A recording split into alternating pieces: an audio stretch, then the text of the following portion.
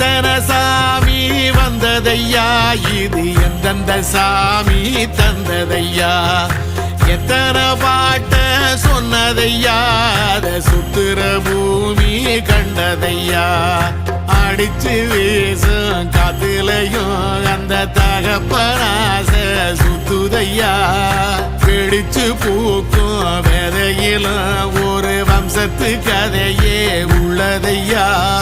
100 தலைமுறை சேர்ந்து செதுக்குன ஈர நலம் இது பாறையா,